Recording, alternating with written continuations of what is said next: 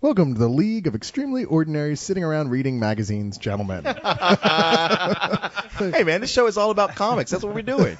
We're reading magazines about comics. I was going to say Cry Havoc and Let Loose the Dogs of War, but that kind of plays that down, doesn't it? Well, just like I've never seen a less, I could care less crew. I'm like, oh, you guys ready? You're like, huh? Yeah, sure, whatever. It is a question of caring too much because what we are all reading is catalogs full of geeky goodness. It's research, man. Yeah. It's research. Yeah, it's how we're going to save the American economy by the League of Extremely Ordinary Gentlemen. There's a lot of people out there who think that we just bop around our day, and when you call us, we show up, drink a bunch of booze, and then just start blabbering. Isn't that true?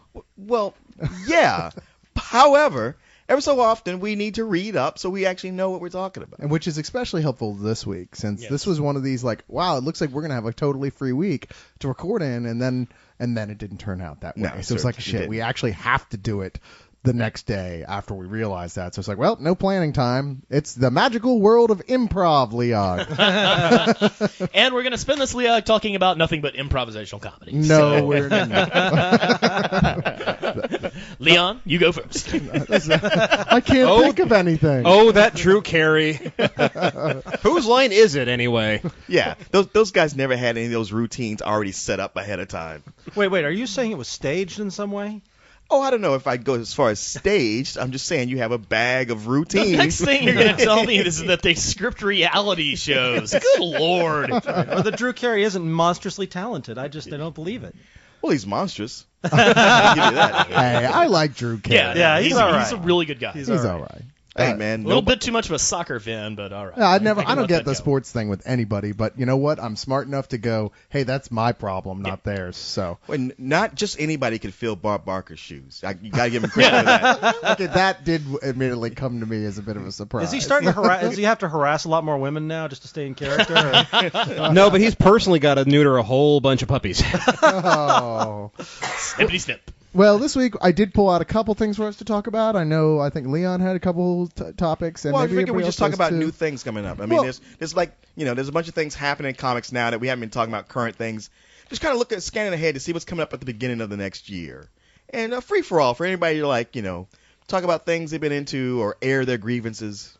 And I have a couple news stories that are current about comic-related stuff, See, as there well you as a couple questions from past Leogs we never got around to answering that sounded kind of interesting to me, worthy of attention. But for now, Leog roll call. I'm Cyrus, I'm Leon. Randy? Harris. Bo. Kristen. and the empty mic. Oh, I can pretend like I have a split personality. pretend?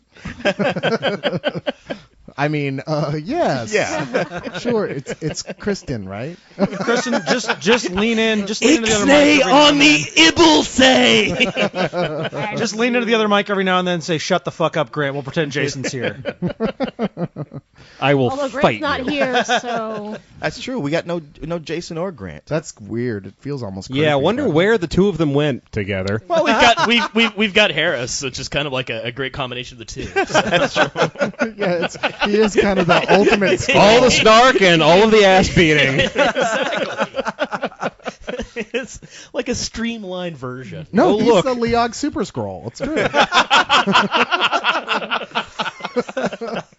Oh, well. Well, you know what? Let's just get started right off the bat with a discussion topic, which is they're saying that the Black Cat is going to be in Spidey 4. I don't know if anybody else has heard about this yet. I hadn't, but you know what? That's good news. Yeah. Well, isn't this going to be like the third time Felicia Hardy has shown up? No, Was what? the name character in there? I swear there was they had this one character who kept showing up in the background who was blonde and always hanging all over Peter, and all the nerds were going, "Oh my God, that's Felicia Hardy! It's going to be the Black Cat." Harris, I'm sorry. What are you talking I about? don't Harris, know. that was your fanfic. Yeah. I mean, I've seen Damn these those movies Vicodin. several hundred times, and none of that's in there. Yeah. Especially 3, which Probably is your caught up on favorite, right, Leon? Let's talk about that. Please, let's blow up my inbox. Let's, Why don't we just want to drive up the comments. But, okay, so Raimi said yes, that there's going to be 2 villains in this one. That's good because that keeps on working out great. Yeah, that's which I was like, fantastic. okay, but they did say Dylan Baker, who I think is great, is Yeah. returning Yeah. as Kirk As Connors. the, as the So, lizard well, finally. they said He's been in all of the movies too, Yeah, which has finally been impressive. paying Said that he's off. returning as Kirk Connors, which gives me hope that means it's in fact the lizard. Okay. I mean, I think if it's a movie with we're talking like the lizard and the vulture or something like that, then I'm like, sure, Right. why not? Yeah, I'm all into that. Yeah, except that they're both villains that Spider-Man can beat pretty easily. Oh, I disagree. You disagree? Have The you never? lizard? Oh, the lizard's a major villain. Yeah, the lizard's made his life hell all No, throughout no, the no, 70s. you It wasn't guys- until recently that he started like figuring out like, oh, all I need is a cold boxcar and I'm done. Well, that's the thing. Big Maybe slab his of bacon, his you life know, hell in the lace it with 70s. some tranks, and all of a sudden the lizard's out. Wow. I mean, when Don't you- know why I never thought of that before. When you watch Spectacular Spider-Man, those are like two of the guys. Well, I guess the lizard's hardly on there, but the vulture's almost a joke. Yeah. It's like, oh, you can fly. And nothing? No, Okay. the Vulture in the animated series is like Doc's enforcer. He's cool. He's old, but he's an enforcer. Yeah, and he's constantly webbed up to something, or Yeah. inevitably Spider-Man's on his back and goes like, oh, it's a jetpack? Well, Right. I'll just pull a couple of screws out, and then you're done. Hey, it could have been worse. It could have been vermin. I'll admit, he definitely, the Vulture gets his ass handed to him on a regular basis, but the Lizard always poses a threat. I mean, he's got most of Spider-Man's power.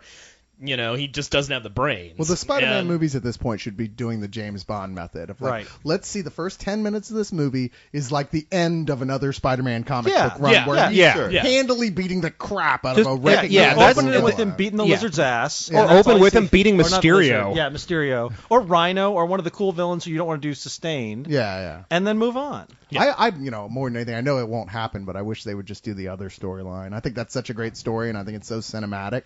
I think it's just got so much drama and pathos in it that's terrific. I think it would agree. make a great movie, but they're not. Raimi won't do it. 'cause Yeah, no. He doesn't even like anything, in Spider-Man that happened less than 20 years Yeah, and ago. this will fill up the inbox, but I don't think Raimi has the skills to do that. The other thing is the other requires a lot more history to it, like of Spider-Man, than they've accomplished in the movie so far. Maybe for if they manage to make a fifth movie, they'll actually have built up the mythos enough they'll be able to say, so all those weird animal-themed villains you've been fighting against? Well, guess what? Yeah, I guess at this point they couldn't really say that. You was like, okay, Dr. Octopus and who else? Goblins Well, are animals. some guys. It'll happen. Don't worry about it. Just take our word for I kind of hope that that Kraven the Hunter is in this one. If they have the lizard, Oh, yeah. if they Kraven would be make a natural match, yeah. yeah, Kraven would make an interesting, if not direct villain, at least kind of a foil. Well, yeah, if you have him hunting both Spidey and the lizard, that sort of makes sense, and then he's a bad guy for both. And that Exactly. sounds like something a decision Raimi would be on board with. Yeah. It does- But that being considering said, what he likes. what they are saying is that they're going to bring in the Black Cat, who, okay, It can be good. Yeah, No, I mean, definitely they need to go somewhere after, the fix we left Peter and Mary Jane in after the last one. So the idea of bringing in Felicia Hardy as somebody who falls in love with Spider-Man and not Peter Parker, I could definitely see that having happening. some level of like adding sexual tension to it is never a bad idea. Yeah. Neither is sticking a busty chick into leather. Right. No, true. That's true. Who are they wanting to get And for it? Rachel McAdams apparently is the front runner right now for the who I think is a great choice. But there's quite a few people who are they're in the audition phase. It could be anyone. Oh, at so this point. it won't be anybody on that list right now. Yeah, probably. It never is. It ever? Yeah, it never is. Yeah. You so- know, Trisha Helfer was the voiced Black Cat in the animated series. And Yeah, she's a little bit long in the tooth yeah, for me she's to maybe buy, a little like, old to be her Dating now, Pete. but she's great as the voice. Yeah. she's the one for Battlestar Galactica. Yeah, Yeah. she was Okay. 6. She was yeah. 6. Okay, fair enough. She has a look kind of, but yeah, she is getting She's a little too old for it now. Yeah. That's a shame. Well, She could Tobey be her Maguire mom. ain't no spring chicken no more. I mean, he's about one thing I will he's say about- almost 40 years old. The one thing Yeah, I but will he say about looks like- Trisha Helfer is that she is a chameleon. In every Yeah. show she's been in, and she's been on Supernatural, she's been on Burn Notice, she's been 3 separate characters, in Battlestar Galactica alone. She looks different every single time. Well, then maybe you have a point, since the chameleon is one of Spider-Man's biggest villains. Yeah, in Battlestar Galactica, The Plan, which is a directed-DVD, sort of like, here's what the Cylons were planning the whole time through, which is, by the way, awful. That's what I've been hearing. Battlestar Galactica fan, and even if you love the ending, just don't watch it. It's terrible. But the one thing I will say about it, I liked it, is she at one point you see multiple versions of her there, and one of the versions we never really saw much of was a prostitute when she was on Earth, and she's still this total slut, and she's wearing like the S&M leather gear and sitting there like, whatever, and I was like, damn. I thought you were trying to tell us. I thought you were trying to And go. Cyrus immediately thought, if I could just get my girlfriend to do that. It's like, that's just a side of her we never really saw before. Well, That's Cyrus just sold about 10 copies of that DVD. I know. Yeah. Well, she doesn't actually get naked or anything, although there is nudity in the film. Yeah, that's what I hear. Which there's can a- be easily found on the internet, Yes, boys and girls. exactly. They're not nudity of any of the characters you want to see. It's just of people you have like It's just are in Edward the James background. Olmos. Yeah, That's you, not- you can. Baltar gets his junk out. The only thing more easier to find or more easily found on the internet than nude pictures of Tricia Helfer is people telling you how to make money by writing Google ads. Or nude pictures of Harvey Keitel's ass. You know, you see, I got it. So Cyrus, you hated the ending, the season finale, series finale of Well, I Battlestar hated the Galactica. first half. I hated the second half of the ending. The first half was great, and it was like, wow, this is exactly the way this should go. And then all of a sudden, it just all fell apart. But you hate this movie even more than that? Well, yeah, because it's like you're not even emotional about this film. It's not standalone at all. I mean, it's just like you have to have really paid attention during the whole series to even know what the fuck is going on any level. It doesn't answer any questions, and at the end, you're like, what was the point of all that? Why did they even make that? It just- And- God said so. As a fan of the series, and even liked the ending. Yes, I know, Cyrus. I will fight you. Hey, my line. I Yeah, will the whole lose. point of the plan basically is to back justify the fact that the writers, and they have said this, had absolutely no idea what the plan was. Yeah. I mean, as much as I loved the show, it's pretty damn obvious that they were making it up as they went along. Yeah, once you get to the end, it's like, really, y'all Yeah. didn't even answer plot threads that you just brought up like 6 episodes Right. ago. Yep, it became increasingly clear they had no idea where they were going, and they didn't think that was that big of a deal. Yeah, But they got to hide because Lost was taking all the heat. exactly. I really, really hope that that Leon and I are right, don't and that, even- that yeah. it really they weren't lying to us, that they really do have a plan, and they've known what they're doing. At the end, everything comes together the way they're saying it's going to. Because if they do, then I'm going to laugh so hard at all the Battlestar Galactica fans I know who've been saying just that, like that. You know, going, And "Oh, when it fuck turns out you." to be yet another snow globe in the hands of an autistic child There'll and be sane riots elsewhere, in the I'm gonna streets. laugh so hard at all of you. That's my fear. Like if it turns out they didn't know what they were doing or it's lame, Yeah. we're gonna look like Linus Yeah. on November 1st. Did you see the 30 Rock with Jenna, where she was hanging out with the guys, the writers, and Yeah. and she goes, "Oh, I met J.J. Abrams once. You know, he told me something weird. He said that the island is just a Hurley's Just dream. his Hurley's dream. You know what that means? So yeah. So anyway, the Black Cat is going to be on Spider-Man. Wow, that ranged a bit, didn't I'm it? with that. But I want to go to a question, and then we'll go to the comic book thing.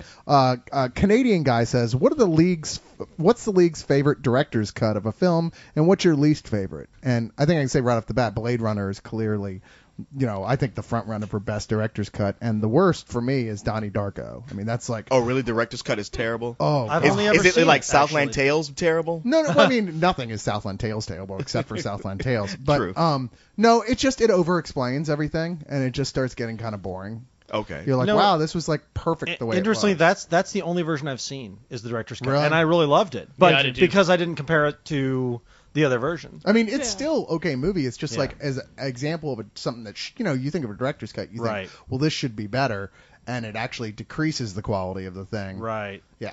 I got to be honest.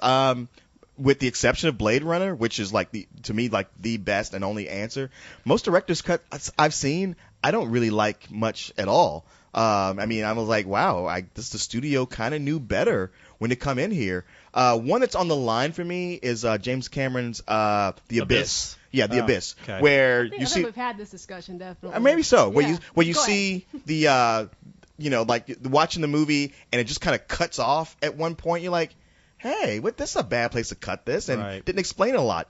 Then you see the director's cut where it explains everything, but all those scenes are horrible. See, I don't agree. We've had this argument so many times. I don't agree at all. I love the director's cut of The Abyss. Oh, the thing with Ed Harris standing around watching, like, oh yes, I see.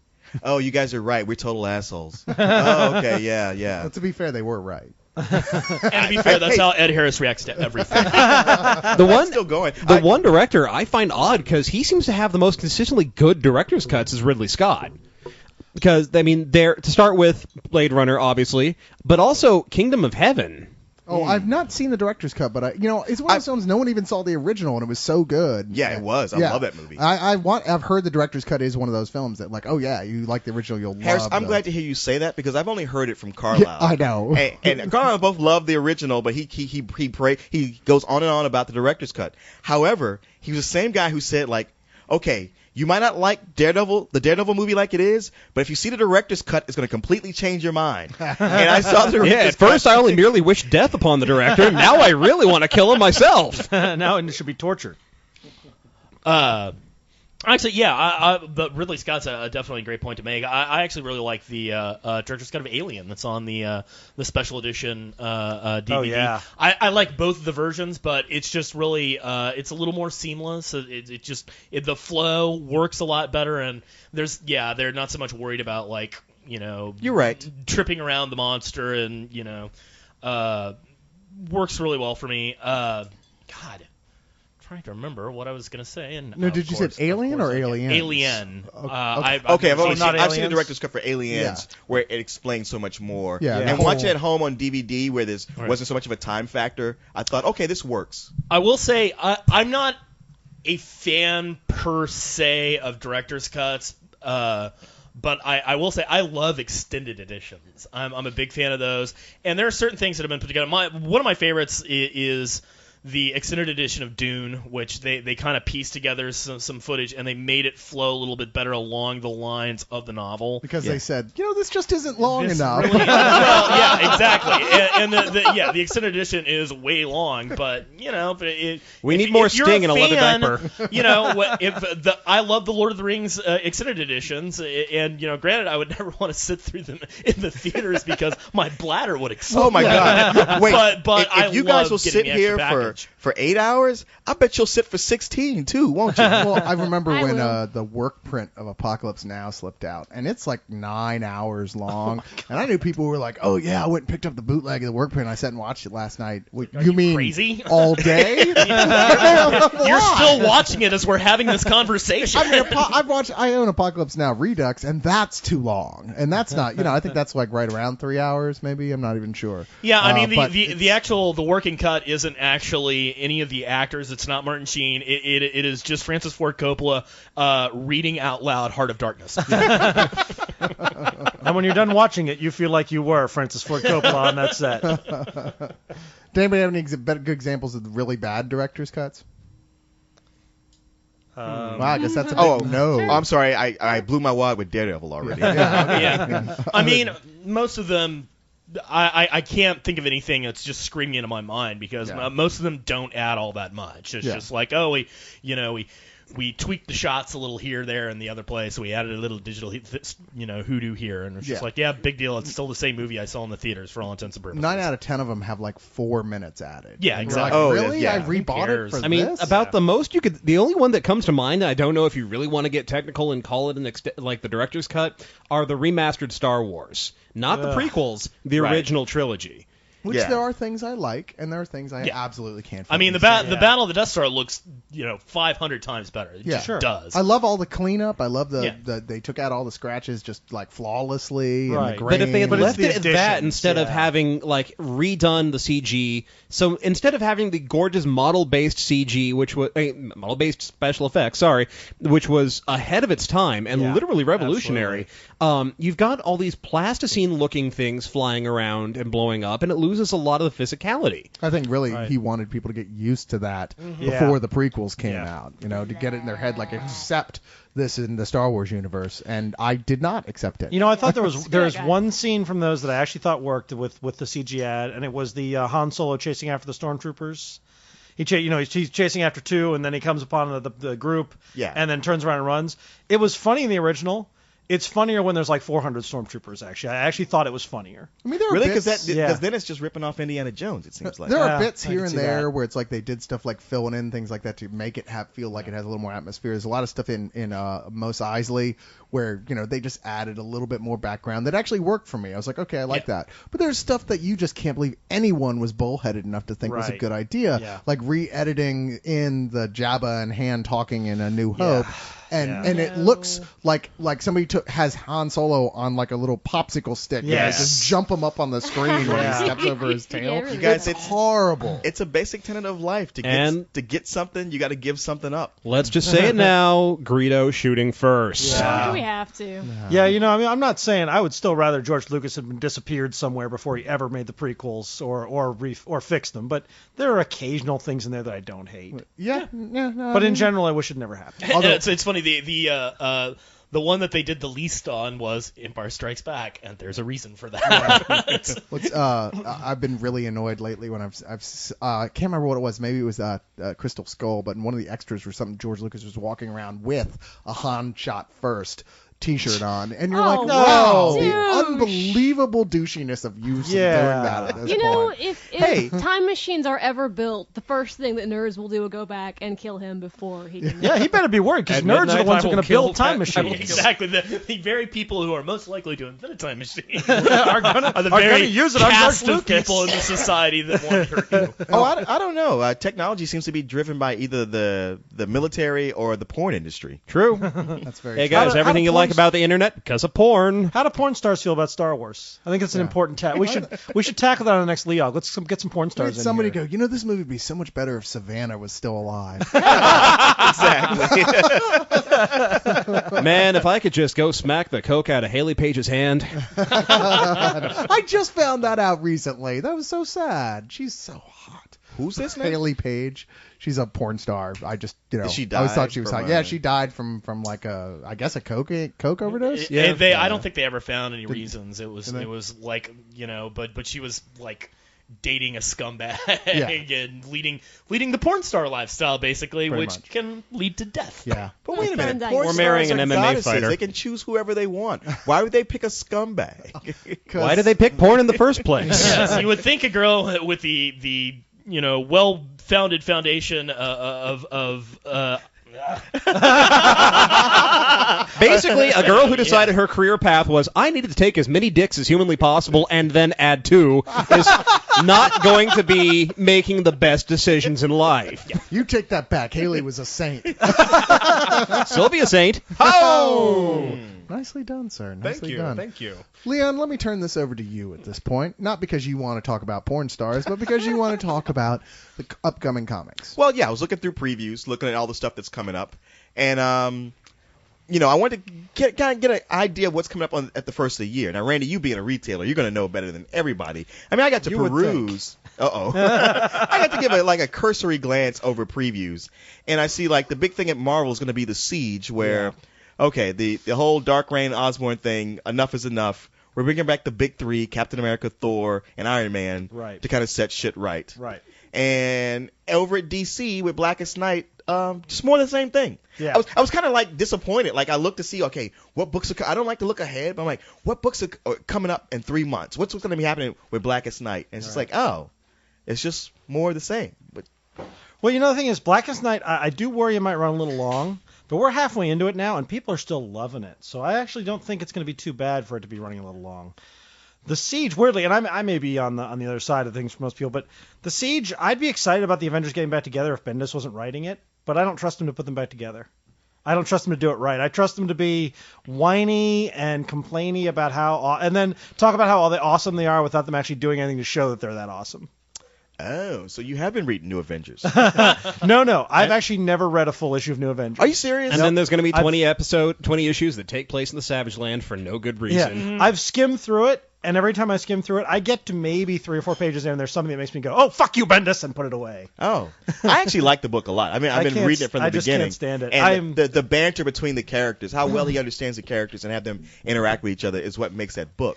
However, plot-wise, there isn't always a whole lot that happens. Or even more annoying is something that's been happening with the Dark Reign books. There was an issue where the Sentry goes to talk to his wife, and she goes like, who may or may not exist. well, she says, you know what, this has to stop, and she pulls a gun and shoots him in the head, and that's how it ends. And see that as a comic book fan, what that should make me do is go, wow.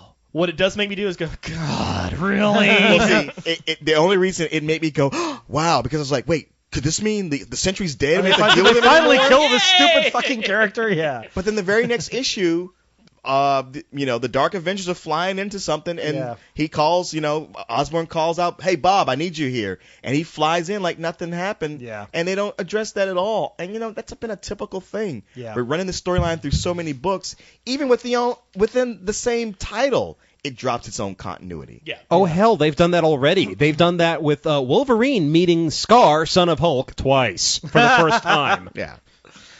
With the list, Hawkeye, he's captured by the Dark Avengers, and yet there's been no other mention of that. I don't know. So if the Siege is a thing where they come in and clean all this out, and they do a good job of it, I'm willing to go like, you know what, guys, I'm gonna just like turn my head and pretend like none of this ever happened. The other thing I will say, if you want to talk about more of the same, if you liked if you like Blackest Night at DC, they're about to do it over at Marvel, except now with mutants. Right. It's like, everything that Marvel has really been offering us lately just brings me back to that, classic scene in Quiver with Green Arrow and Batman, where Batman just turns around and after he's talking about the Arrow Cave and the Arrowmobile and his ward, and he's like, oh my God, have you ever had an original thought in your life? I was just looking on the Wikipedia entry here for the Sentry. Did you know he started off as a hoax? Yeah. He was supposed to be Stan Lee's lost character. That was the most Right. interesting thing about the character, and that's why he's so fucking boring now that Bendis has brought him back.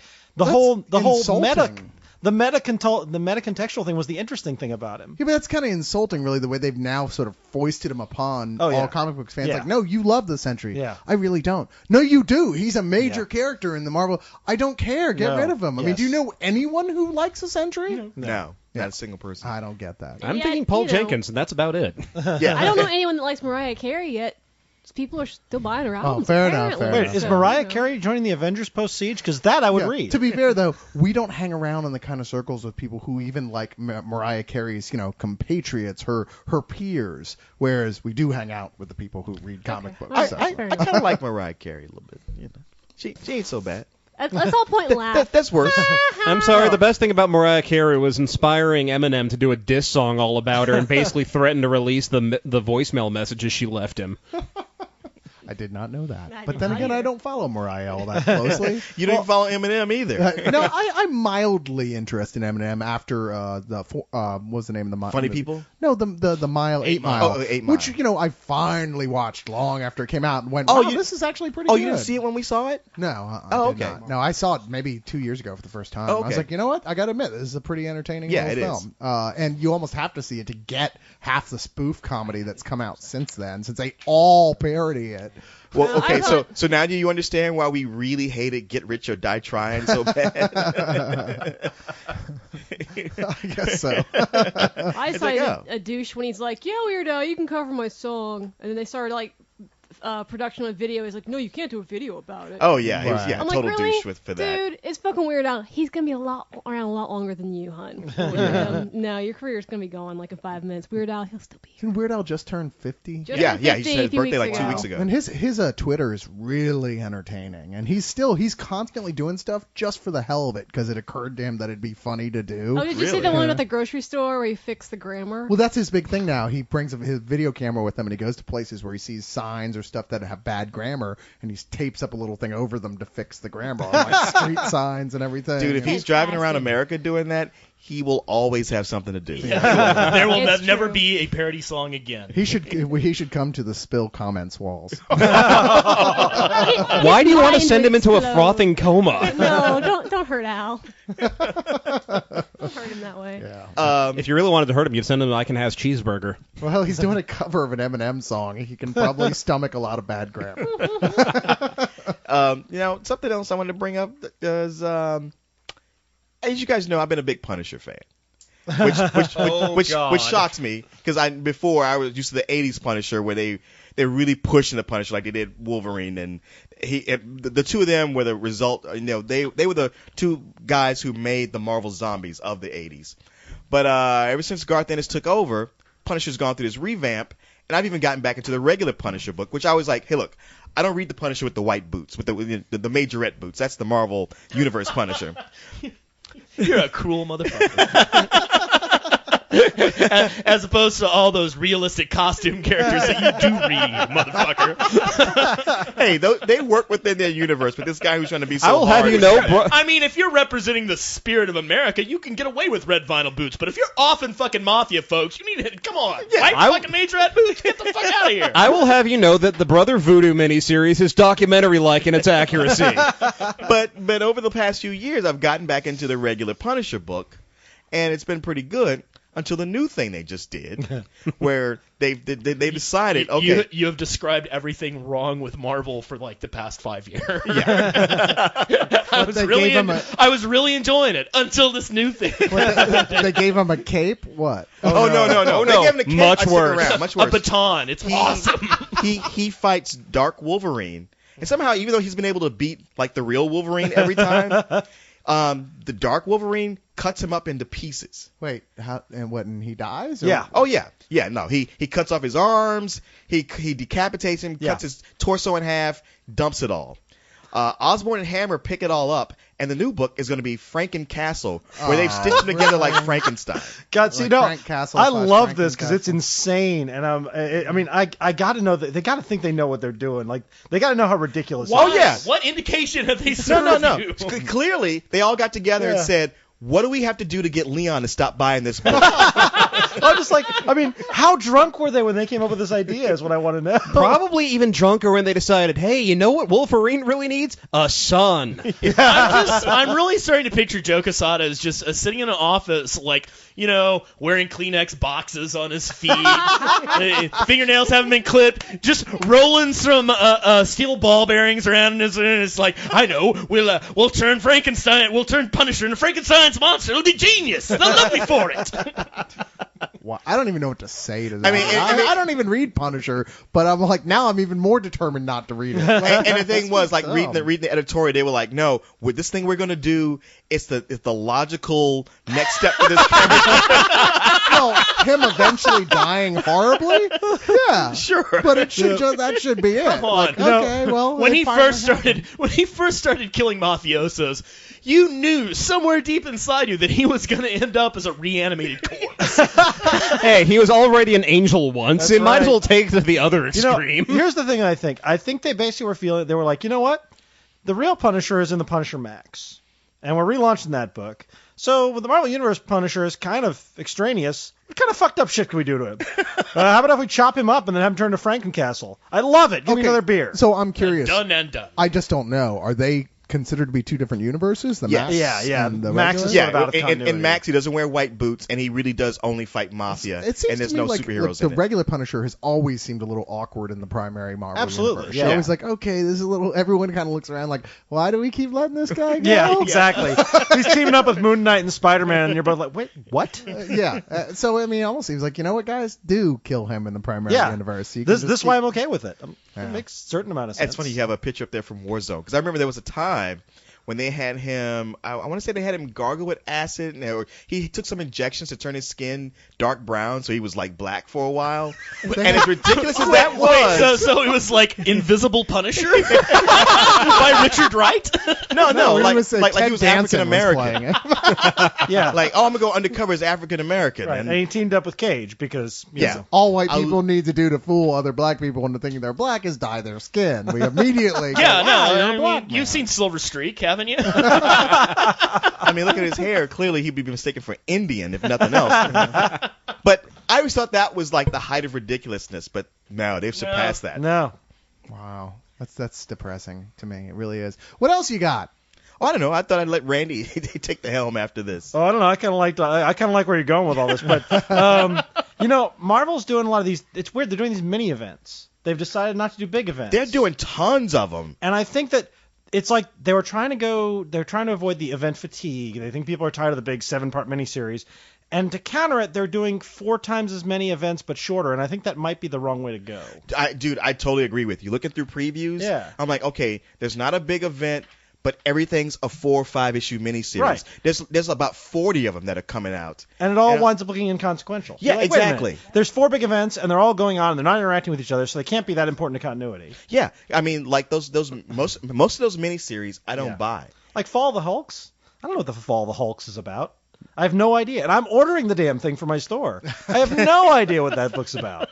Then they're going on with other stuff, which is even more inconsequential. Like, hey, World War Hulk was great. You know what we really need? World War Son of Hulk. Are you Yeah. serious? Are you I am serious? serious. They did World War Scar or whatever, yeah. Yeah, that's coming up. Yeah. Yeah, but yeah, it's Fall of the Hulks. It's like, look, if this is Fall of the Red Hulk, I'm all for that. It Yeah. should have been like the Son of Hulk. I was just like, Scar? They should have just called him Sulk. He could have been all emo and have this big green like hairlock that falls down on in front of his face. What And I'm it's finding like, amusing whatever. is that Whatever, Dad. everybody else, like, you know, every other Marvel character, yeah, apparently they got to have kids. Son of Hulk, son of Wolverine, son of the Sentry, son of, you know, son of Moon Son Knight, of a bitch. son of Werewolf by Night, Spider-Man. Oh God, we can't let him get married. Right.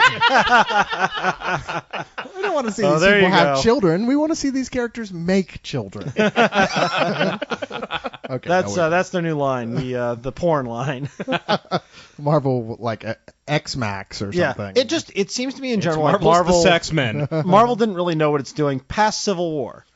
They had a really interesting status quo, the Initiative, and then they've been trying to find a new status quo ever since. And like, you know, Secret Invasion sort of floundered, and then the Dark Reign stuff is not really hitting with people.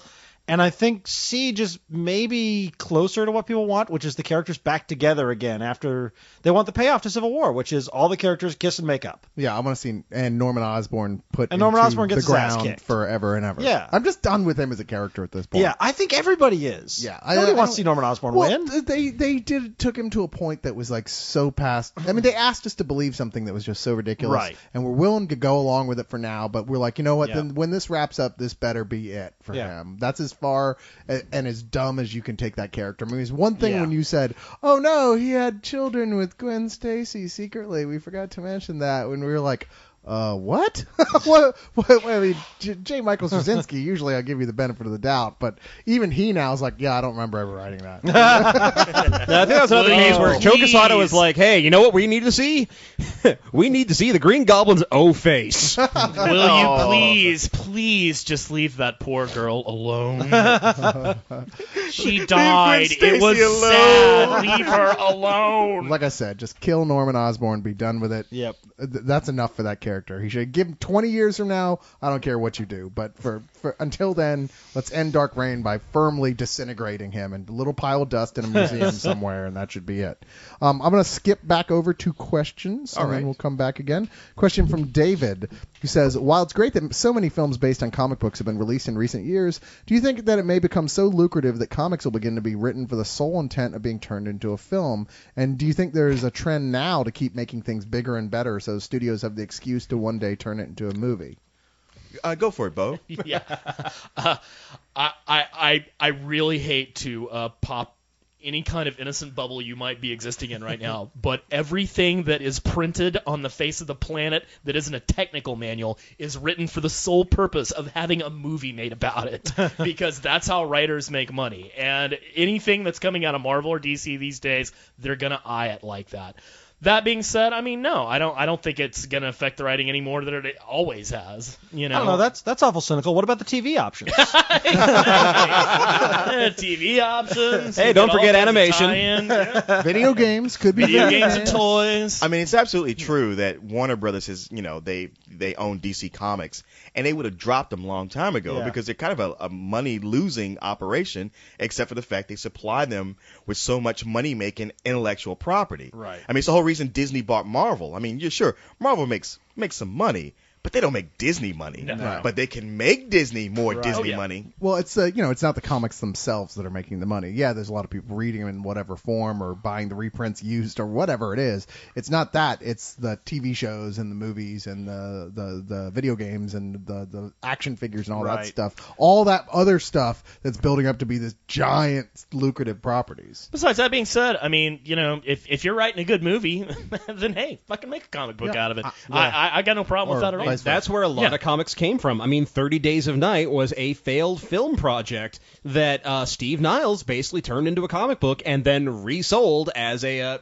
movie. Well, a lot of the early stuff from Boom Studios when they first came out was all stuff that were their scripts that comic writers had written and just couldn't sell. And they're like, you know what, I'll turn this around into a comic. Yeah, book. their publisher, Andrew Cosby, I think he writes Eureka. Yeah. But like almost everything they were publishing in the beginning Yeah. was screenplays he couldn't sell.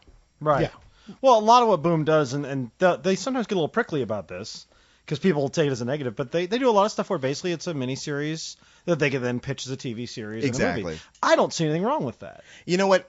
I won't say I don't see anything wrong with it, except for the fact that so many other companies are Right. doing it. They're just getting called out on it. I see something wrong with it if it's bad. If you get 2 issues into it, you sell the movie option and you never put the rest of the comic out, yeah, that's shit. That's why That's that's where I bullshit. see it as bad. But if you're like, I'm gonna make a comic, and then when the comic's done, we'll be able to sell it as a movie. That's great. And if the movie never happens, you got a good comic out of it. That's great. Well, that's the thing. A lot of those comics they did early on, they're actually pretty good. Yeah. And you read them, and it's like watching a movie. Right. I gotta admit, I am a little dubious about stuff like Kick-Ass, which was basically sold as a movie, Right. like after the second issue, and Sure. I'm hearing more about it as a movie than I am about it as a comic book, and it's just like, god damn, is the movie gonna come out before this series fucking wraps up? Yeah. Well, you know what? Yeah, I mean, I completely agree with you. And then there's the example of Akira, where you had a movie where they had to write an ending because the Right. story itself Yeah. had not wrapped up in the manga. Well, that happens a lot, especially with Japanese comics. They end up having what a lot of fans call a gecko ending, where it's just, you lop off the tail, it goes off in another direction entirely. The version that really sticks out to me, just because I'm a huge Hayao Miyazaki fan, is Nausicaa and the Valley of the Wind, where the movie, if you see the original version, not Warriors of the Wind, for God's sake, don't see that, it cuts off basically in the middle of the second collection, whereas the story of Nausicaa and the Valley of the Wind keeps on going, and it becomes insanely epic. Huh. Interesting. So really, didn't know Warrior of the Wind, was that what it's called? Yeah, Warriors of the Wind. That came out back in the 80s, which was basically one of Karl Masek's attempts. Karl Masek is the guy Who did Robotech. who did Robotech. He did Star Blazers. He did G-Force, not the one with the guinea pigs. And yeah, he's kind of synonymous with editing the life out of shows, trying to make them appeal for American television. And with Warriors of the Wind, they cut 20 minutes of that movie out. Oh. And like critical 20 minutes where they explained a lot of the reasons why Nausicaa does the way things she does, and in the name of making it more action oriented. And it's also got the dubious distinction of having a video slipcover that has absolutely nothing to do with the movie. Okay, because I remember all the people when I hung around with anime people who hated Karl Masek and just cursed him up one side and down the other. But I was like, well, you guys, at least he's bringing the stuff over here, making it somewhat accessible. Yeah, I remember I got laughed at by a friend of mine who was an anime fan when I asked him if he liked Robotech. He's like, Robo-Wreck, and I'm like, dude, that's the only anime I've ever seen. So you give it credit. It was a gateway at least. Yeah. And then I realized that I didn't like anime, so I guess it wasn't much of a gateway. But And suddenly you just lost all the fans you had from the last episode. I know. Neo Kurosawa. But I never knew with that movie if it was just because they had such a hatred for him or if it genuinely was a hack job. It really is. If you compare the two, it's night and day. I mean, he switches around character names, character motivations. Oh, that's bad. By the time I actually saw the original version of it, and I had to see a fan sub version before Disney got the licensing, it was amazing. I could not believe at how much better it was. Wow. I was going to say on the initial question about turning comics into movies, just addressing that, I don't really have a problem with it per se. I mean, I think that a lot of comic writers, I mean, ultimately would love to go into screenwriting anyway. Is there a problem with that? Are you trying to say comics are some sacrosanct form that shouldn't be translated into a film, or you shouldn't look at them? I mean, they're very similar forms. I think it's sort of a respect for the medium thing. It's kind of we don't want guys to come in and just I'm writing comics because I'm not good enough to write movies or TV. You don't want that. No, you don't want that. But at the same time, someone's saying, you know what, I'm writing a comic book and I'm viewing it in my head like I'm watching a movie. Yeah. I don't really see the problem with that. I mean, I think that some of the best comics are written in that sense anyway. It's true, but sometimes comics is a different medium, and sometimes some writers write as if they're writing a movie or TV show, but they don't have actors to bring it to life.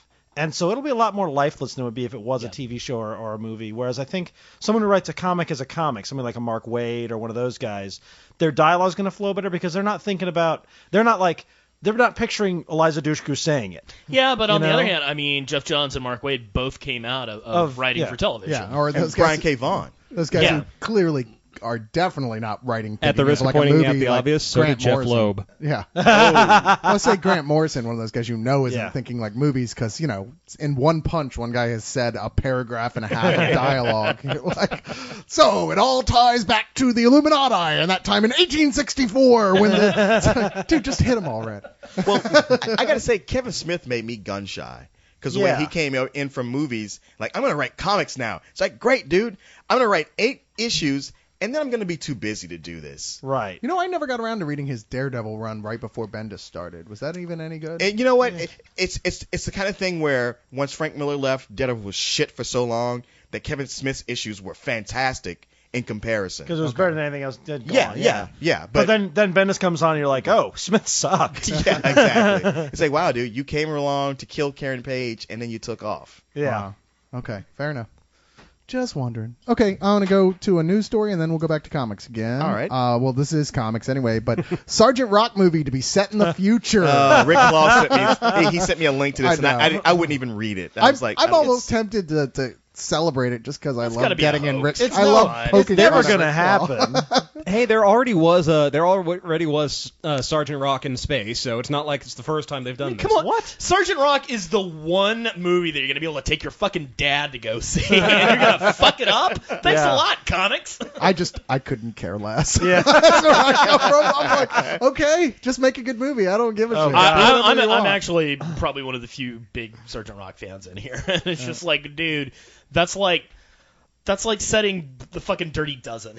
Yeah, I mean, please don't do that. It's beyond pointless. It's like, man, you wouldn't go out of your way to do something like this unless you were really trying to fuck somebody over. Yeah. Because there's an infinite number of characters that could be in space who are already space characters. Right. I mean, why would you take a guy from World War II and set him in space and make him Sergeant Rock? It's not really Sergeant Rock at that point. No. It's exactly. some other thing entirely. Yeah, that's the thing. I mean, basically at that point, you might as well make your original concept because you're paying Time Warner money for a concept you're not using. They might as well just call it Sergeant The Rock. Yeah, Sergeant The Rock. Sergeant Space Rock. Sergeant Dwayne Johnson. But Dwayne Johnson is Sergeant Rock. Exactly. This is Joel Silver, of course, who did the Matrix films, among many other mega successful the Lethal Weapons hits. and all. And apparently this has been a pet project of his for years. So they say 2 decades he's been trying to get this made. In that case, we have nothing to worry about. Just only go see the first movie and then don't see any of the fucking sequels. Seriously, if this is a pet project, somebody call PETA. Yeah. Well, I mean, that's what I don't understand. It's like, I mean, obviously he's not a character that makes any sense to have going in the future unless there's some mini-series or something I missed. 20 years of pursuing it may have driven him insane. You know how they did Hex with Jonah Hex in the future? Yeah. They never did that with Sergeant Rock. No. Yeah. Okay. Because it wouldn't have made any fucking sense. And it made so much sense to have a cowboy in the future instead. It does. It actually does. Well, didn't he go into the future in the Justice League? Yeah, they were referencing that. Yeah. So post-apocalyptic and Western sort of makes sense, the two genres. Yeah. Post-apocalyptic and the World War II is a little weirder, unless they're future Nazis. Future. Of course they're future Nazis. Yeah, they'll cross them over with the Starship Troopers universe. Randy, there are always You're future right. Nazis. You're right. I'm sorry. Future generations from now will always have that's Nazis right. to fall the back Empire on. from Star Wars. They're clearly Nazis. Yeah, there's always something, Like, you don't have enough midichlorians. Clearly, you need to be put into a camp. Wow, the Jedi were totally just genetic racists. Well, they weren't terribly so concerned about totally slavery. I mean, both sides, the Jedi are. We're like, oh, yeah, you just don't have any midichlorians in your blood. Okay, go play in the mud Send pot. him to the showers. Oh man. Wasn't that the point, though, that the prequels lost you? Because I know it was for me. I mean, the first one's bad enough as it is. But Well, then they when lost actually... me with the big racist stereotypes in the very beginning. No, but I mean, where they changed the very nature of Oh, the yeah. entire universe by saying only certain people have the ability to use the Force, which is completely in opposition to everything we've been told or led to believe so Right. far. And I'm like, you know what? That's the whole spirit of the thing, that anyone, that we all have this in us, and we could all do this Yeah. if we concentrated, if we made, worked at it. And they're saying, no, only people who are genetically gifted can. I'm like, wow, what an incredibly douchey decision. Yeah, they Well, lost then me. they took away all the cool parts about being a Jedi. It's like, okay, sure, you get all these magical powers, and if you ever touch a booby, we're throwing you out. Well, and they lost me when the Jedi were like, well, there's slavery on this planet. Let's get this 8-year-old kid to race for us so we can get parts for our spaceship and get the fuck out of here. I know. Like, you guys aren't going to do anything about the slavery? Oh, that baffled me to no end. It's like slavery, yeah. Let's just liberate You're these just okay slaves. with that? But no, we're gonna let that go. Yeah. And like, hey, kid, you saved you saved this planet. Free your mom from slavery? Yeah, I can't help you there. Ooh, can't do We that. can't, to be take, fair, we yeah, can't well- take your mom. That'd be wrong. It wasn't race-oriented slavery, though. It was just Well, that was a income. commentary. They were basically saying the Jedi's had become the UN. It's like, oh, thank God you're here with your blue helmets. Woo! You saved us all. Yeah, the Jedi's. By the time the prequels were over, I was like, yeah, kill the Jedi's. They're worthless. Yeah, they suck. That's all. Yeah, we lost all. I like, really did enjoy that. They killed all the kids. That was pretty awesome. We lost all sense of them being an honorable organization in the prequels. I'm like, why should I like these guys? I don't really even get it anymore. Oh, I know. I know. You kind they- of get the idea they're trying to do Exactly. the fall from Vader- grace, but you never saw them at their peak. Yeah, Vader was exactly. just a purge of the Trotskyite elements in the party. They Right. brought it back to true Leninism. Right. The Sith really. I mean, they're like Republicans. They were evil, but at least they were motivated. Yeah, enough sitting around, hippies. Come on. Yeah, the Republicans. Say what you will about the Sith, but at least it's an ethos. The Republic always sitting around arguing all the time, never actually can pass anything. Sith just go out there and Healthcare we need, but no plan we can find. It's like, fuck these guys. You don't want to vote against this abortion writer. Fucking jackass. All right, back to comics where we get in too much trouble. That's trouble. Talk to Pelosi, we must. Narrow the time is not ready to looks like act. she could have been one of those Jedi. She could have been on the council. I could see Actually, I was that. figuring her more like a hut. No, that's Barney Frank. Barney Frank, hell, that's Glenn Beck. But you used to see that Onion story? It's like tragic car accident Yes. doesn't involve The victim Glenn was Beck. not Glenn Victim Beck. was Glenn- Come back, Republicans. We love you, really.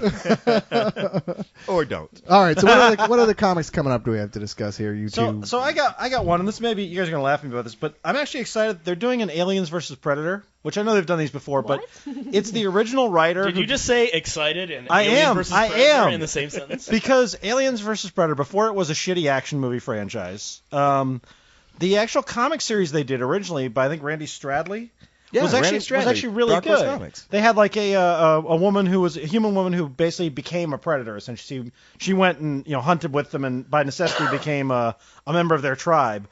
Well, the whole notion of this new Aliens versus Predator is that Yeah, I did that. So what? I know you're still wearing the helmet. The predators a more aggressive organized force of predators is declares war on. Wait, a more aggressive predator? All right, this is not helping. Basically, the predators declare war I'm sorry, on Randy. the. You haven't been here long enough. It's just that when you start to explain everything, It's bad. it becomes showtime at the Apollo. And Bo is the Sandman, ready to sweep you off the stage at any moment. All right. I was Let gonna say, me- when this let me is a just boil comic it that's down. crossed over to Witchblade, it's pretty much over. And now, Aliens versus Predators versus Patton Oswalt. It'll be great. It's a concept show. So to boil it down, aliens versus predators and humans, and it's going to be a big invasion thing, and it's a cool concept, and I'm looking forward to it because they've actually got a good writer on it.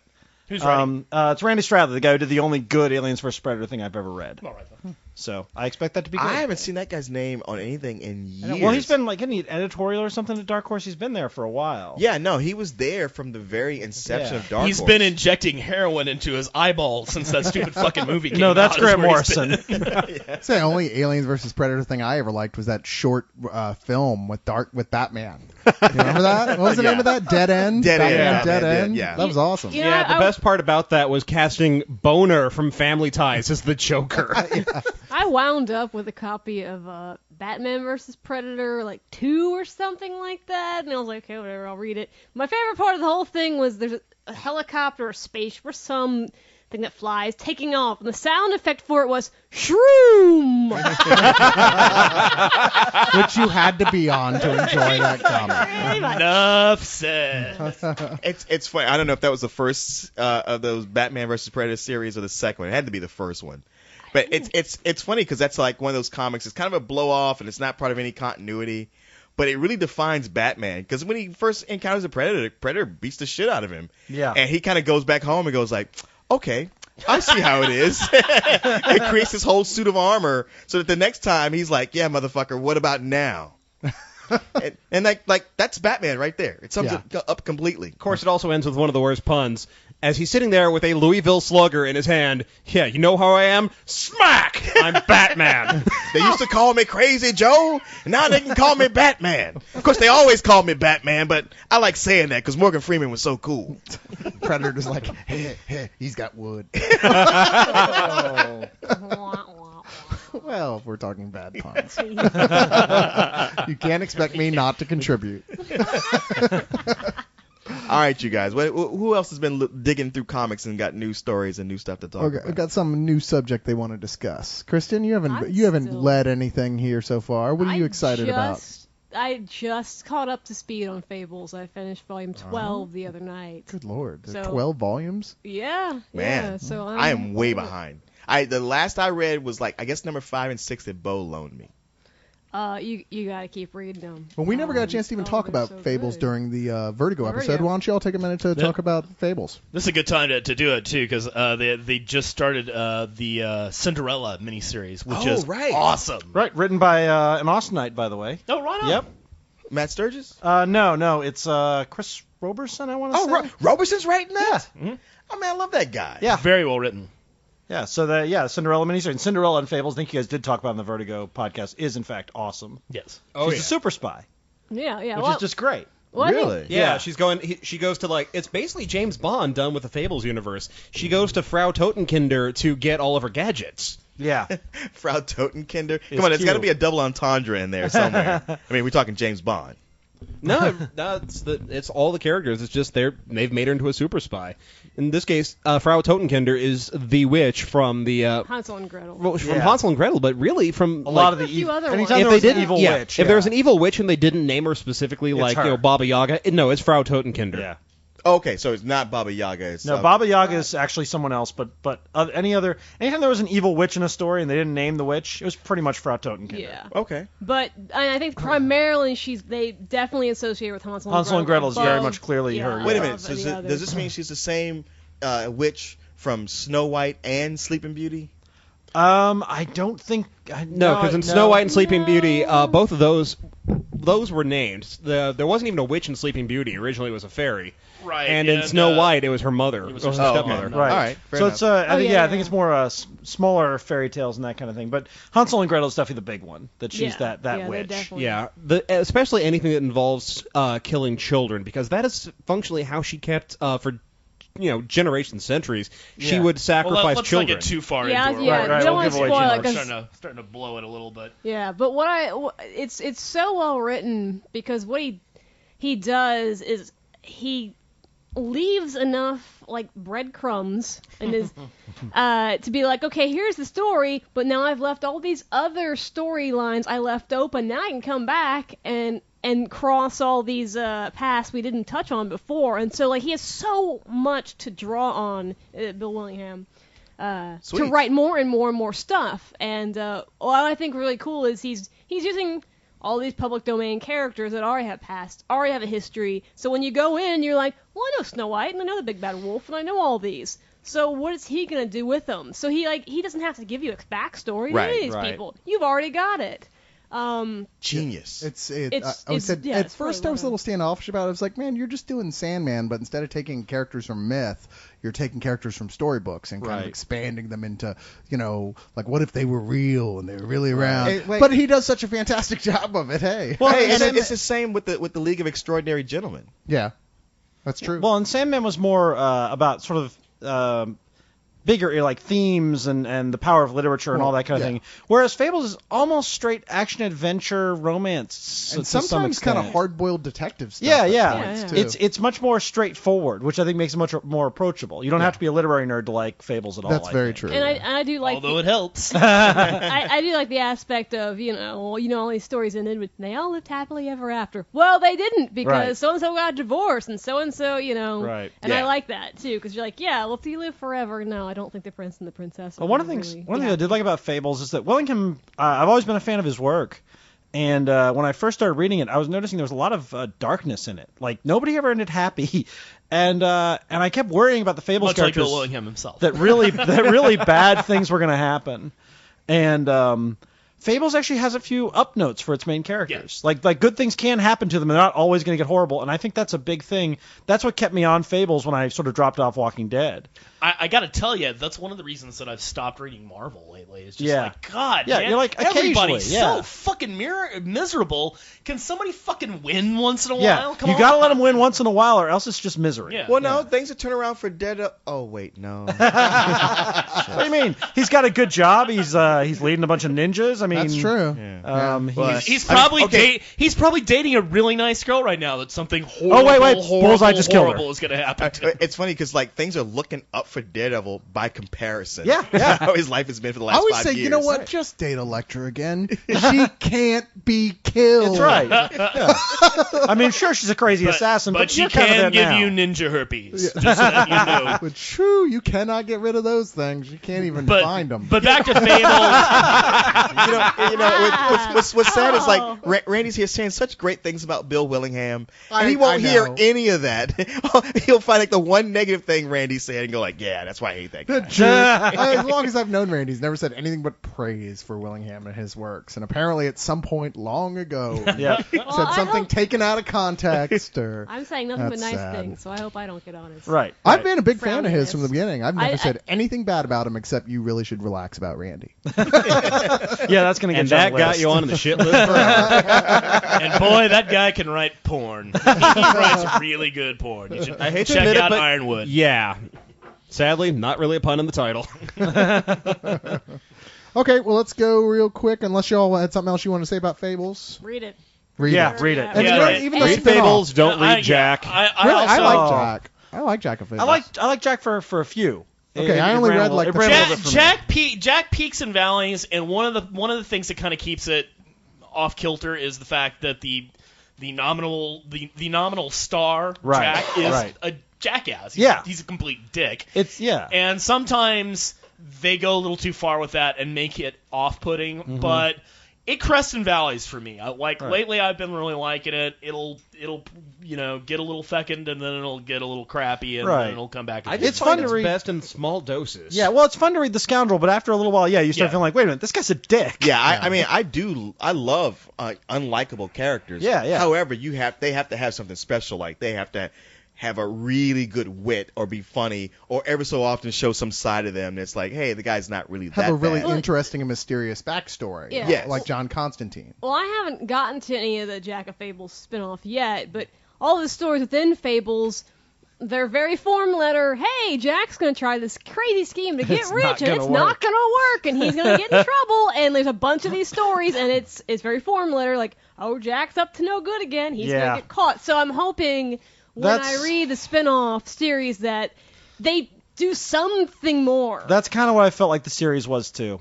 I mean, he gets away with a little more, but I do feel like basically at the end you can't have Jack win because it sort of ends his story if he gets his big happy ending. If he pulls something off, he's not interesting anymore. He And needs I to go think to a Korean massage parlor. Nothing but happy endings. Yeah, they will pull something off. That's for sure. All right. You know what? This story will be talked about to death by the time this goes up, but I want to talk about it anyway because it makes me laugh. It's that Will Smith wants to play the lead in Flowers for Algernon. Which okay. Hasn't he already been playing that for the last 30 years? Who's going to play the smart guy? Which one website, I'm trying to remember what the headline was they used. It was Whoa. it was really funny. But they were like, Will Smith goes full retard for Oscar. Well, I don't know. If there's anything that Oscar loves, it's people who are mentally disabled, and it likes... And magical black people. I was going to say, the magical Negro that teaches white people how to have soul. Oh, dude. So he's apparently decided to roll them both into the same character. Brilliant! He can be the Fresh Prince again, and it'll kind of be the same. Well, thing. you know what? If he does this, he's got it for sure. Because A, he makes them tons of money, but he hasn't done anything really Oscar-worthy. Now, he was nominated for Ali, which was kind of a joke because it was like, dude, seriously? But he was up against. awesome into that. Yeah. I didn't think he was very good disagree into that completely. at all. But he was up against Denzel Washington, and it was like, dude, no way. You should even have rented a tux for that night. but it set him up in that position of like, he's Will he owed. or won't he at some like, point? they might feel like, oh, we owe him. Look, we nominated him before, he didn't get it. Well, that's all he's been doing the last couple of years is films where it's like, I really want an Oscar, but they're Yeah. not good films. Right. It's not that he's bad in them. Like, He's what was the just last not- one? Well, Seven, he doesn't 7 have pounds? the- No, I think the last one was Dear Academy for your consideration. Yeah. Actually, it was Hancock, and I really thought the Academy. Oh, sorry. It's just like, just because something really bad happens to your character and he tries to redeem himself doesn't mean that it's a good piece of work. Here's the thing, Flowers of Algernon is a good piece of Oh, work. it's awesome. Yeah. Really good piece of work. Now, I saw the movie doesn't- Charlie years ago they made in the 70s. I don't even remember it anymore. Yeah. Because there was one adaptation of it that Yeah, it was with Uncle Ben. Yeah, it was made for TV though, wasn't it? They've made two. They've made Charlie, which is the original with Cliff Robertson, which Right. is really good. Right. Then they remade it a couple of years ago with Matthew Modine. And Oh, that did was they really? actually called Flowers for Algernon. Like, Cliff Robertson had the rights to that for years, and he Oh. wouldn't let anybody touch them. And apparently, like, I guess they slipped out of his grasp. Modine because- seems like he would have been a good actor for that, but I never saw Yeah. that version either. Now, the thing is, I think part of it is that Will Smith is just too big a name for this type of role. You can't watch a movie like this without thinking all the way through it, you just want an Oscar. I mean, honestly, you know what? I always say, like, you know, I have plenty of disparaging things to say about Will Smith. However, he is a decent enough actor at this Sure. point. Yeah, sure. And it could be written in a way to where he could pull it off. Yeah. The way it could be, like, not just him pulling it off. It could be a good movie. I always thought rather than this, a great role for him would have been Stranger in a Strange Land to play the lead, and that would Well, have it's been odd a great because character for him. one of the things that I've always thought about him is he would make a great janitor at a bakery. You know, it's funny. Wow, that's really racist, Bo. Yeah, no shit, I man. know. I was waiting for everyone to pounce on me for that, and everyone was like, "Yeah, and." You know, I don't say this about a lot of stories, but there are some stories that I actually feel don't work in every medium, and I think Flowers for Algernon is just, it works as a book. Yeah. It doesn't really. I mean, you lose something if it's in a movie or if it's in a TV series. I think being able to see it from the point of view of the character is a very book thing. I Well, think you're it'd be right, hard to and I change. think- Oh, Randy, think they need you're to- so naive. I think they need to make some changes for this to make it really work in the cinema, like make it take place during the Holocaust. or in the future. All right, let Space me Nazis. throw this out there.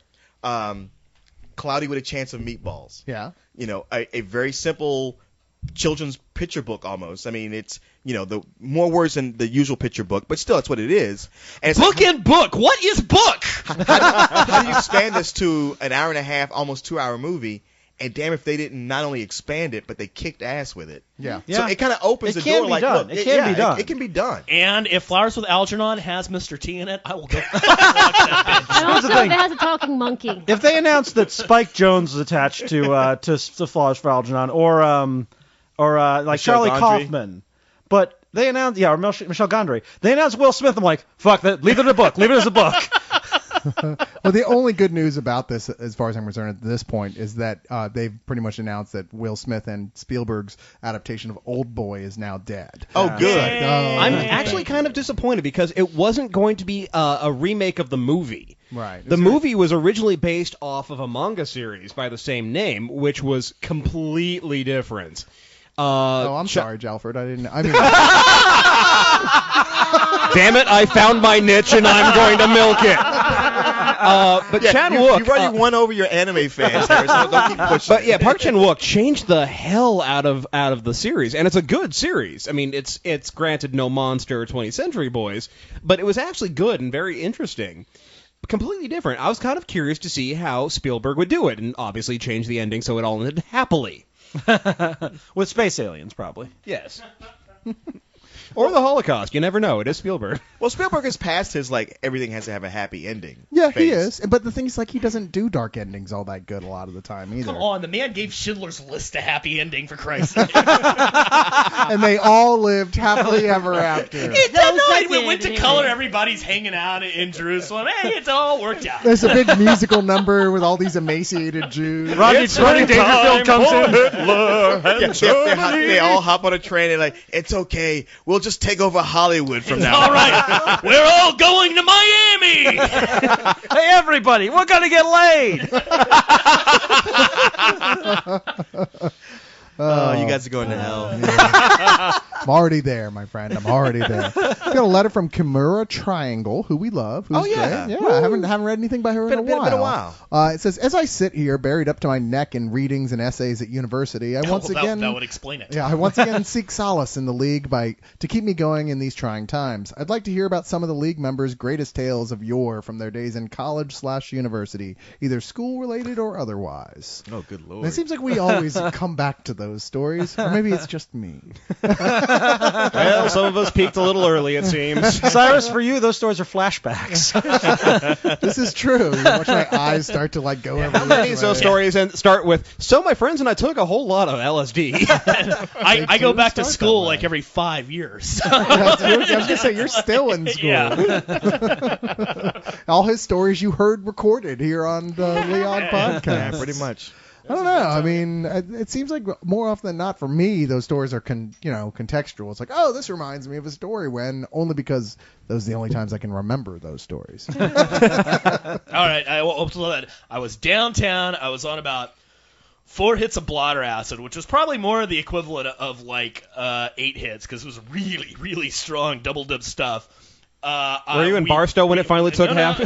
We're downtown Austin.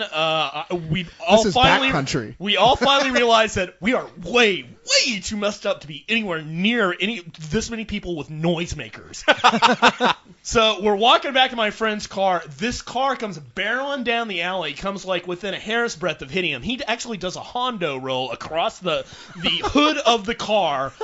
This is his baby, his Pathfinder. He's totally into it. He tries to chase the guy down on foot. I hook him by his belt, and he's dragging me for about a foot. And I'm like, maybe we should chase him in the car because I'm on acid, and that makes sense. So that's what we do.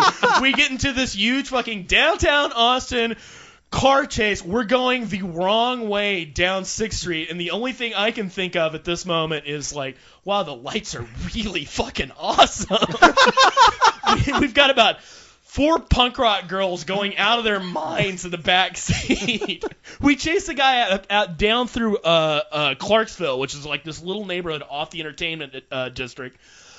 The guy swerves around into a traffic circle. 2 guys get out, and he streaks out. We get out of the car, and they're like, dude, don't kill him.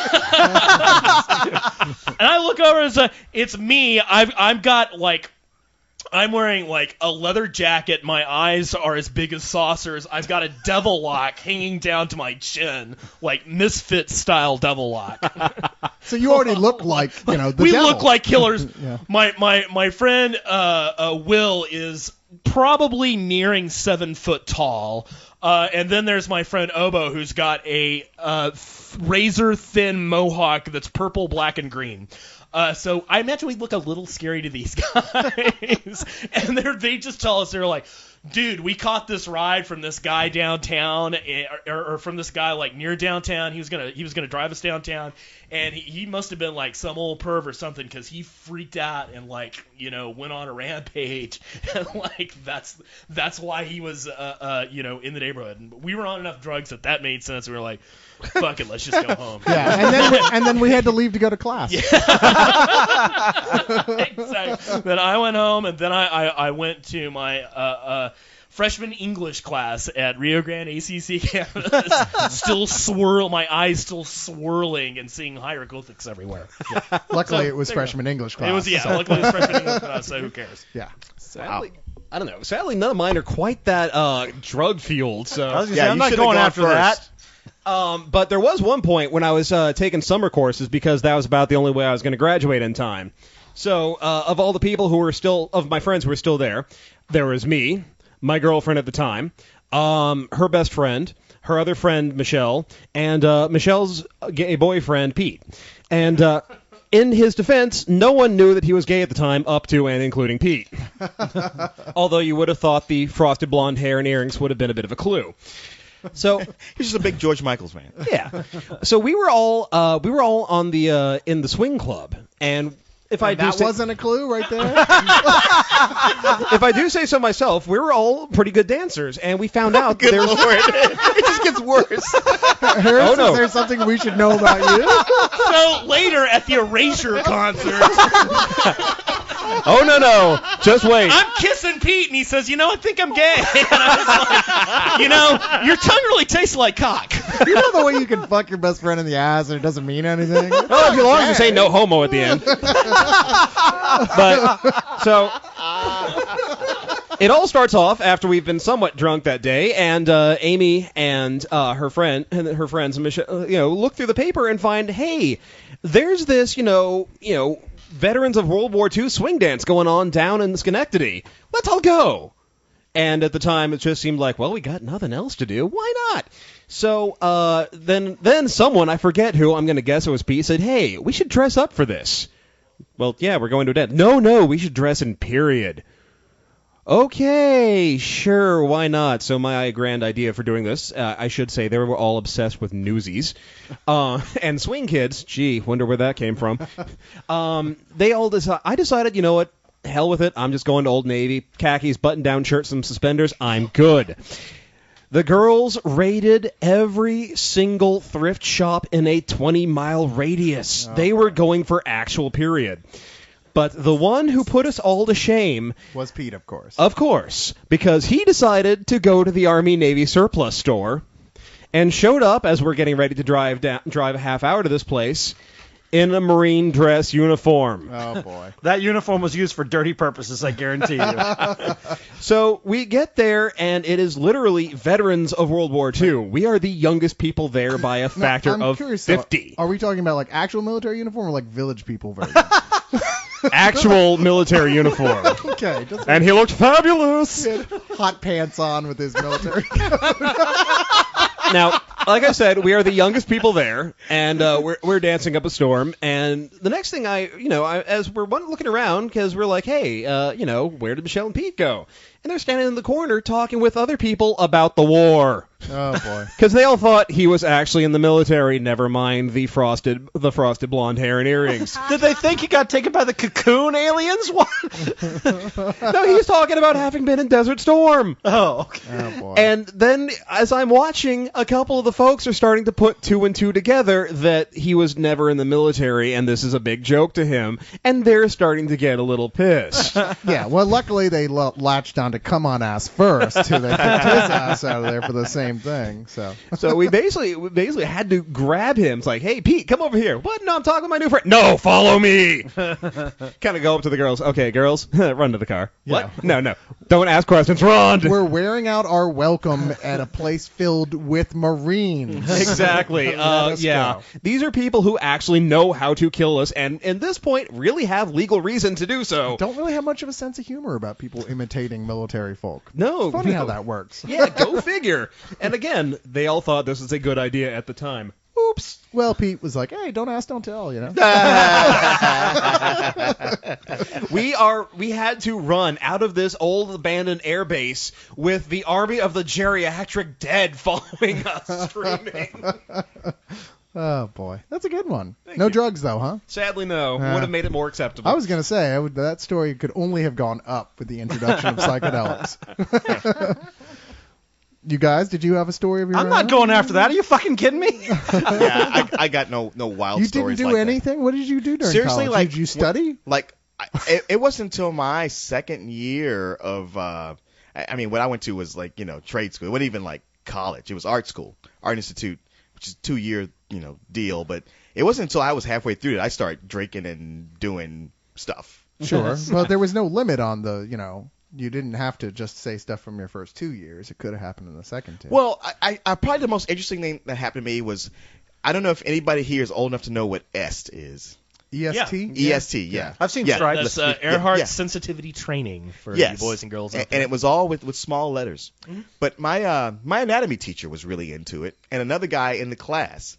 And they were all like, yeah, you should come to this, the training. It's great. It'll really change you. I That's said, how the won't Scientologists be able get to you. pee. yeah, that's the thing. It's the precursor to Scientology, but it was pretty much the same kind of deal. Where I was so like, hey, my anatomy teacher, she was great. I learned so much in that class. I'm like, okay, sure. Sure, I'll join your cult. Yeah, You're kinda hot. I had no idea because it was like the guy who was sort of like the hippie guy in class, but I was friends with him, and I didn't have a car, so he picked me up and we go, and it's everybody walking around with that cult look, with the big wide eyes and the big ear to ear smiles, looking all half drugged, talking to each other, and it was all about it. Did you get it? I got it yesterday. Isn't it awesome? Were they talking about it's Stephen it. King or what? Scary Either that or they all got their Herpes. period. It's around the right time. Yeah, right. So I'm here with all these, cultish people, and just me looking around at him like, oh, Jesus Christ. Okay, once my instructor gets here, things will be better. And she came in, strolling in, strutting like a tiger, with the biggest grin of all and the biggest wide eyes, and I was like, oh, I'm fucked. I got no way to get home. I got to sit this out somehow. And I listened to him talk, and I'm sure if anybody was to go to one of these Dianetics personality tests, things they say, hey, if you're young, it makes sense. It sounds logical. Right. Okay, this sounds pretty good. Hey, maybe not so bad. And then they drop the price on you, like, okay, well, if you want to take this training, it's going to be about $2,000 a month. Ah. And, like, once it's all broken up, I get a couple guys who take me into a small room with 2 guys who are there like, so did you like what you hear? I'm like, yeah, it sounds great. So you want to join in? I'd love to, but there's no way I can afford it. I'm a student. Yeah, but you could afford it if you really wanted it. Well, just say yeah, no? Really want but I it. can't. Yeah, but I mean, you said you liked it. Yeah, it is great. But if you really want it, you could do it. I don't have the money. Serious, but think about it. If you really want it, you could. Like, if you were to ask everybody that you knew and everybody who walked by you on the street for $1, I bet you could afford it. Oh, my God. Be a beggar. Yeah, but I'm not going to do that. But you could. I mean, you're saying that you can't do it. But think about it. The power of the mind. You could do this. This is 20 minutes of these 2 guys working on me. Jesus. Why didn't you just leave? Because I'm like an 18-year-old kid with no car. fair I got no way to get back home. So it was like, 20 minutes of this in a room with no AC going back and forth. Oh man. What a nightmare. Until they were like, look, you just sign it, everything will work. And they let it slip that part of the fine print of a contract in Texas is no matter what you sign, you got 3 days to say like, no, I changed my mind, I want out. So once they said that, I was like, okay, sure, I'll sign it. And then just like as soon as I got home, just sent off the thing saying like, nope, changed my mind, don't want to do it. Yeah. Which got me cornered by my instructor and the guy I was with, the next day, like, why'd you get out of it? I was like, look, I tried to fucking tell them that I can't do this, and I'm sorry. Gone right to the college board and said, hey, man, they can't do this to their students. What is this bullshit? Yeah. You know? Yeah. That's just crap. Yeah. It was just one of those weird nights. That was not a shiny, happy story. No, I didn't have a shiny happy story. Sorry. Yeah. Okay. I got mine. Mine is very, very dull, by comparison to hippies and professors and. But when I was, I guess this was my sophomore year, and I was moving out of the dorms the next year. You had to live your first year there, and then your second year you could move out after. So it was like we just finished up the year, and I was either 19 or 20. I was definitely not old enough to be drinking, but my roommate for next year was. So he had gotten us a bunch of alcohol and stuff, and we had it in my mini fridge in my dorm room. So we were just, we were getting drunk. We're running around like idiots. We're in college. And we got this crazy. We decided it'd be funny to penny one of our friends into his room. He's in his room, so we're up there and we're giggling like maniacs, like complete fucking idiots. Putting pennies in this door. We're so drunk, there's no way we could have pennied a guy into his door anyway. We're pennying him in. We look back. There's a cop behind us. And I spent the rest of that night trying to convince the cop that no, I haven't been drinking. I was just storing that beer for my friend, which he knew was bullshit. And had I not been a stupid kid, I was storing it in my belly. Yeah, I was like, no, I haven't been drinking. Am I not supposed to have it? It's not mine. I didn't really know that. He's like, son, I know you've been drinking. But yeah, so. Yeah. My favorite story is always from high school, though, not from college, because we were so much worse then. We really were. And I think I've told this story before, but there was a little parking lot that me and all the skate punks used to hang out in, because, yes, believe it or not, I used to skateboard. I used to have punk rock hair. I was all into the scene. Wait, you had hair? I had hair. Yeah, exactly. No, wait, the cartoon character has hair. I've always had hair. Cyrus has hair. The other guy, not so much. And not just on his back. Oh, see, in other places as well. Yeah, that's how I knew I was a grown-up. Because you had hairy feet? I thought that meant you were a hobbit. I did not specify. Or a Sasquatch. Or just Gary Oldman in A Christmas Carol. The greatest love. Oh. So we were sitting in this parking lot, and we were doing what we did when we were that age. We were smoking pot and listening to loud punk rock music and skateboarding when a cop car pulled up with Mr. Nice Cop, who would see us every once in a while and be like, oh, you kids who didn't Officer care. Sado. An officer brand new to the force got something to prove to his staff. Hoppy and Smitty.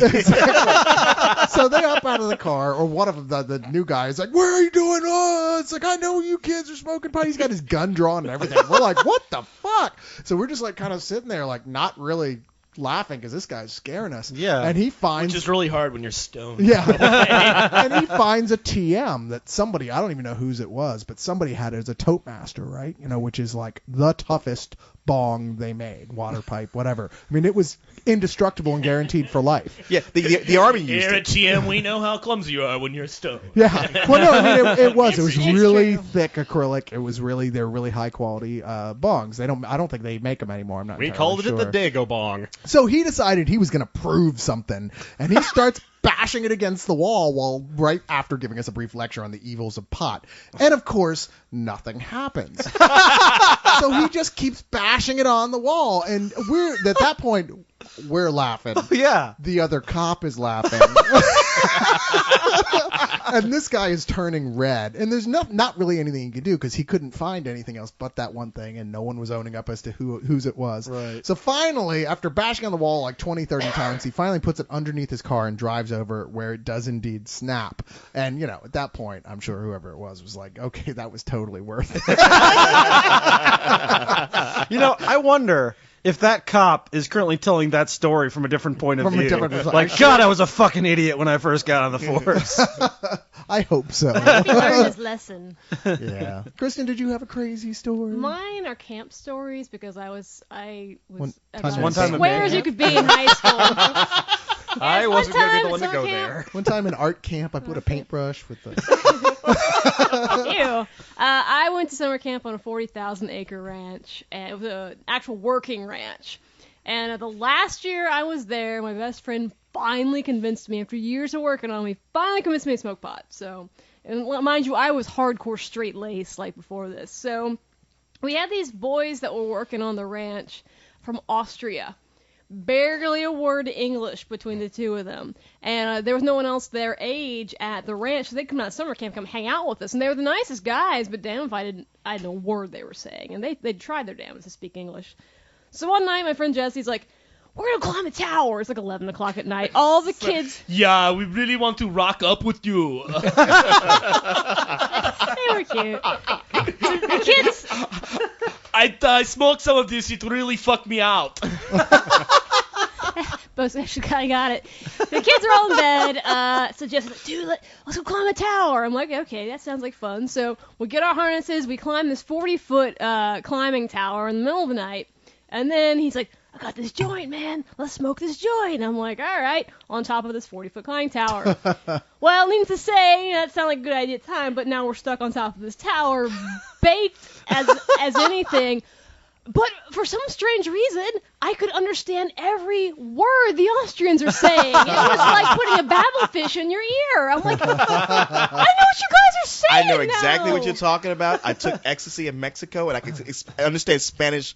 Just completely. It was weird. I was like, we were all just chatting up because I was like, I didn't understand anything you guys said before, but y'all are really cool, and I'm so glad I got to know you. In reality, she's sitting there going, and they're just looking at her like, what the fuck is wrong with this girl? At the time, I had this one of those little tape recorders, and I was just addicted to it, and I would like just record every thought I had. Unfortunately, I was stoned operating it, so I always had a lot of difficulty. And I was also obsessed with Jack Handy's Deep Thoughts at the time, and I remember like getting stuck in a loop because I tried to do a 3-paragraph long deep thought, and I'd keep getting stuck in the second paragraph and just repeating it over and over again. So I've been telling this joke for like 10 minutes, and people are like, Kristen, what are you doing? I'm like, I don't know. I don't remember the joke anymore. But one of the Austrians was wearing a Superman t-shirt, and we started talking about, okay, we've been up here for like 2 hours. We need to get down now. And the only way to get down is to rappel off that tower. And those two Unless you're from Krypton. So the guy's wearing the Superman t-shirt, and he's like, no, man, I'm Superman. I'm just going to fly down there. And we're like... He didn't say I'm Ubermensch. He kept pointing to the Superman t-shirt. He's like, Superman, I'm going to fly. So we... Because I Go believe... ahead, dude, whatever. Yeah. I still believe there was some entity keeping us safe at that camp because, by God, someone should have died with all the shit we got up to. But we managed to all rappel down high as kites. And, of course, when we got to the ground, we realized we'd actually tied a lot of the knots wrong, or we didn't have our backup safety knot. So I'm like, oh, look, I pretty much, if I had fallen or like let go of the rope, I really would have been dead. I was like, look at this, Jesse. No safety knot. And he's like, well, we're all still alive, aren't we? Yeah. So that was that whole story. It was like 3 months of pretty much stories just like that. The last time I got really high on drugs and climbed a tower, I stayed up there for 6 hours because I thought I was in Tremors.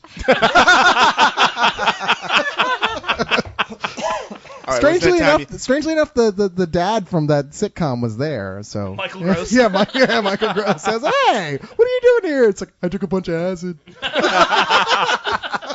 I wasn't all that time you shot all those people on the UT campus. No, that was not me. I don't even think I was alive when that happened. Too That was the 60s. Too soon. Hey man, it's only been 40 years. Come on.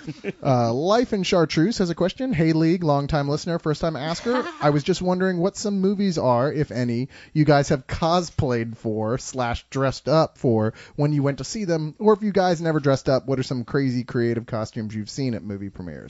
I wore my elf ears at Two Towers, but that's about as far as I've gone. Really? I wore my elf ears at the grocery store. I don't know why you're laughing.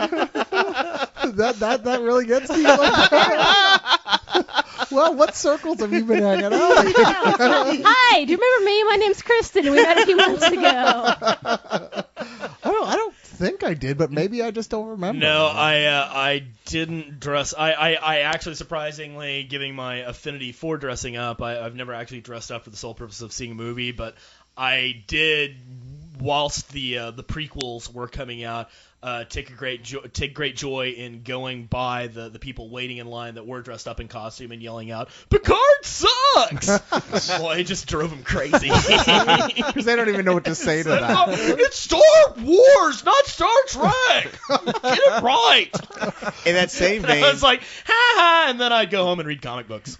I mean, in that same vein, while I've never done it, I have a great appreciation for the guys who dress in Star Trek original series garb and go to Civil War reenactments and pretend they beam down to an M-class planet. That's so awesome. If there is a Civil War reenactment going on in your town, you have to get all your friends and do that. Because that is awesome. I'm willing to bias all phasers, communicators, and tricorders in order to do that. They love it at the Ren Fest, too. Oh, yeah. No, the best at the Ren Fest, though, is the guy who comes dressed as Ash, complete with chainsaw. That's pretty Have good. you seen that? I've seen that. Oh, that's awesome. That is awesome. That is You know, just too I've cool. never dressed up, but I did see a guy in a fantastically cheesy Professor X costume. He was just walking around. He had cardboard circles that he was carrying around and a bald cap that was so obviously a bald cap. Okay. And it was the horribleness of it that made it awesome. Yeah, Okay, there were. I thought there you were were, just like laughing at a handicap guy. Man, that's fucked It was up. some bald handicapped guy that was like, "That's an awesome costume," and he's like, "Fuck you." went to the Ren Fair. There's this guy in a wheelchair. Who is he kidding? Come on, they didn't have wheelchairs. I back dumped him out. I was like, "Accuracy, motherfucker." Start dragging your ass around with your nose. Time to be period, bitch. Put in the box. Well, I don't know what he was parodying, but one time I was in Hollywood and I saw Marty McFly, but he was on crutches and everything. Oh wait, I think that was just Michael J. Fox. come So. I did see a fairly yourself, embarrassing Cyrus. Silver Surfer costume when I was working at the Alamo Draft House. It was the midnight premiere of Silver Surfer, and man did come in a what do you call that? The What? stretchy stuff, like Unitard. yeah, lycra, Spandex. lycra, yeah, just silver lycra, Silver Surfer costume, and metallic face paint, and he had taken foil and wrapped it around a cardboard cutout of a surfboard. Hey. Yeah, but it was like you're trying, but at the same time You're trying, The but closest- failing. Considering I've ever run into. considering that he could have showed up just like naked and spray painted silver. Right, you got I'd off take light. that in a second. You got off light. That's He true. he does wear trunks though. Yeah, that's true. The closest I've ever come was when I saw Batman Begins, and not too many crazy costumes to this one, until the lights come back up, and I'm looking around at my friends going, "Hey, that was pretty cool," and then I look over to my right,